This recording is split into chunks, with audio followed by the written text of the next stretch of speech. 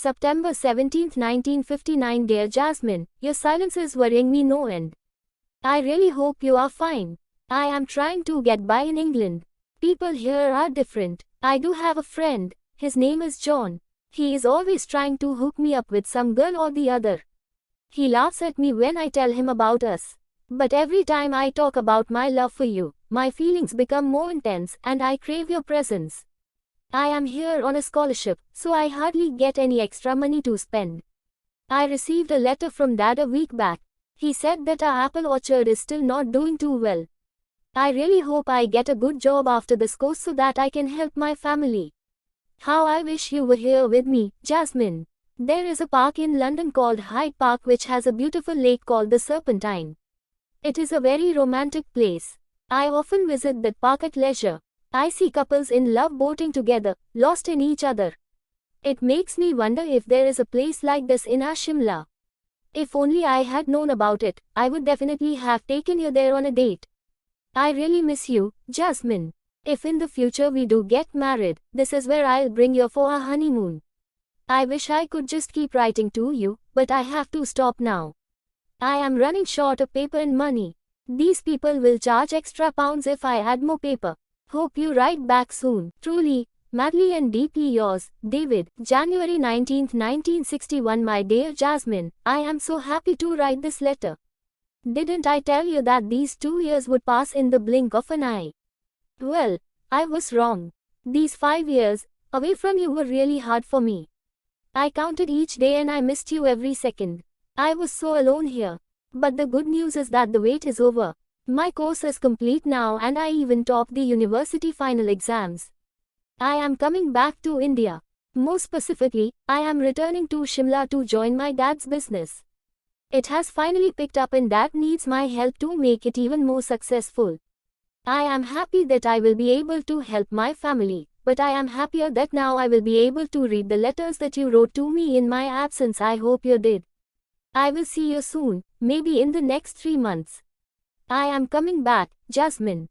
I am coming back. Yours only, David. June 8, 1961. Jasmine, I need to know if you are okay, my love. Please respond, won't you? I came back to Shimla eager for your news. I received no letter from you in England, so I was hopeful there would be at least one letter waiting for me when I returned. The first thing I did was to check my post box, but it was empty. I checked the mail my parents had collected and kept while I was away, but there was nothing from you. Jasmine, you did not write to me. Not even a single letter. Not even a sign. Negative thoughts are overwhelming me, Jasmine. My hands are shivering as I write this letter. Please write back, Jasmine. Give me a sign that you still love me. My parents are arranging my marriage with a girl named Debbie. But it is you I want to marry. I can't do much if you maintain this silence. Please give me a sign that you want to marry me, so that I can talk to our parents. I really want to spend my whole life with you. It crushes me from within that you are not keeping up with your promises of regularly writing to me and never leaving me. I wonder if you still love me.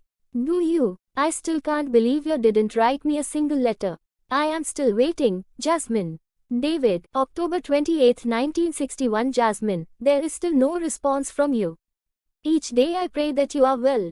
You need to reply to this letter urgently, Jasmine. This is not a prank or a trick to make you reply. My parents have fixed my marriage with Debbie. Dad's health is quite bad. He wants me to get married as early as possible, maybe as soon as next week. Please reply and give me a sign that you want to marry me. I can't stop this wedding if you don't give me a reason to. I will be waiting for you under the same oak tree where we used to meet. Surprisingly, that bench still has our names engraved on it, though the carving appears faint. And why shouldn't it? Years have passed, but I don't want to spend even one more year without you in my life. I need you by my side every evening, holding my hand and watching the seasons change. I will be waiting for you tomorrow evening at 7:30 under the oak tree.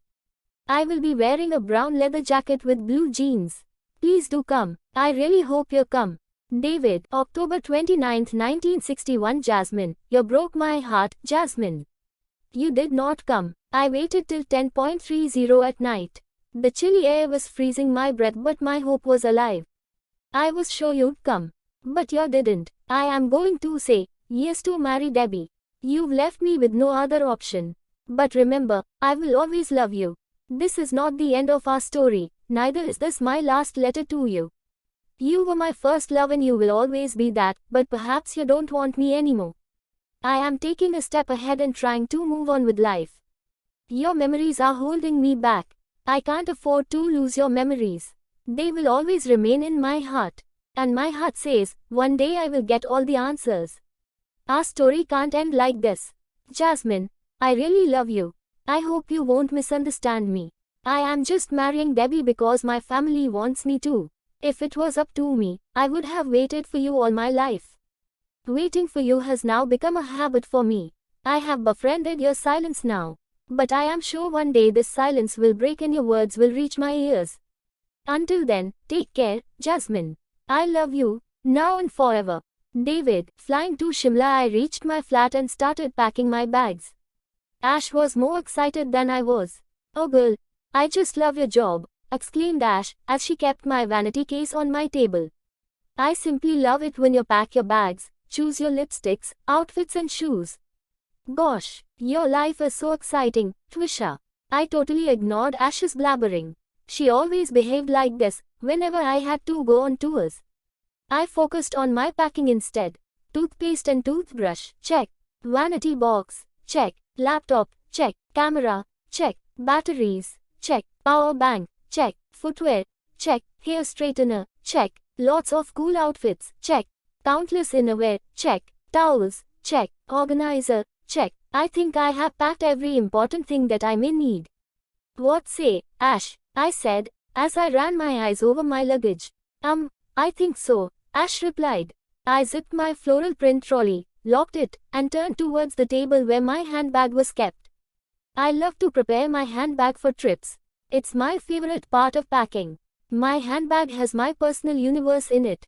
From my favored lipstick to my preferred kajal, my compact and face wash to a hanky, a memo pad and cherished pen to a can of pepper spray and a sanitizer, it has everything I can ever need.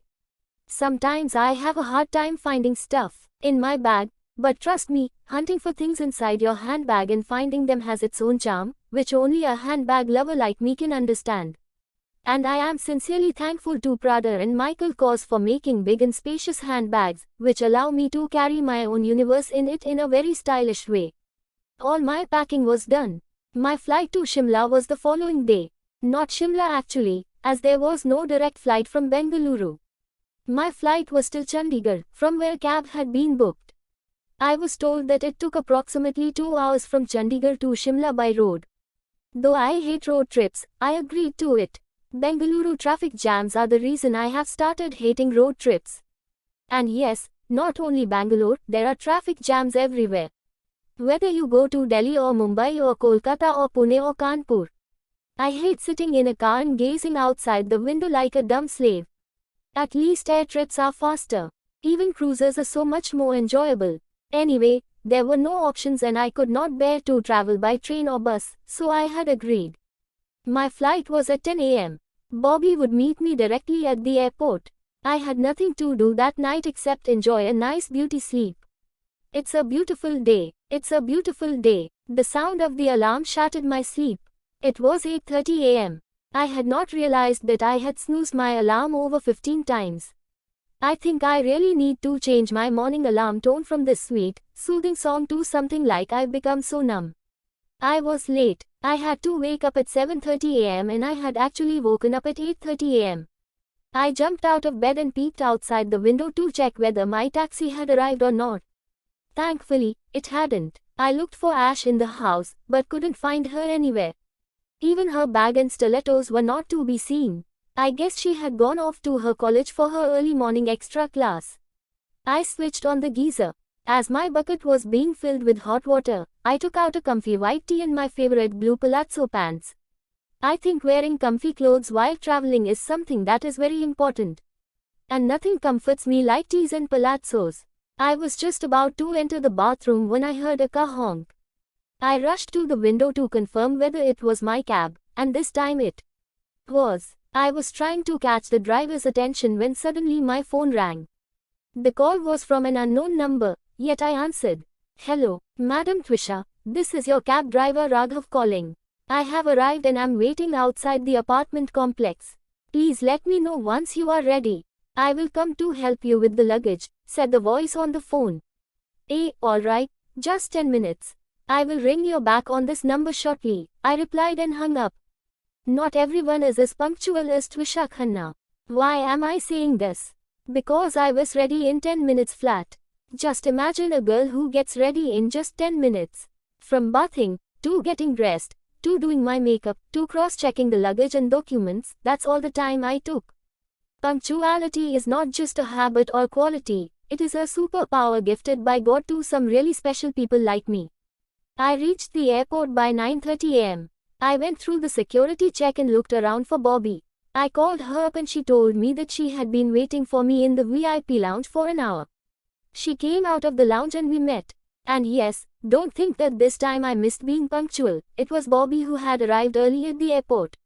I was on time. As we were talking and discussing the itinerary and further plans, our flight was announced. Boarding has started, said Bobby, looking up at the speakers as if she could see the sound. What is with people doing these weird things? I am sorry for the overdose of sarcasm, but it really gets to me. Like there is a girl in my office who smells water before drinking it, and there is an intern who always uses a sanitizer after a handshake with anyone.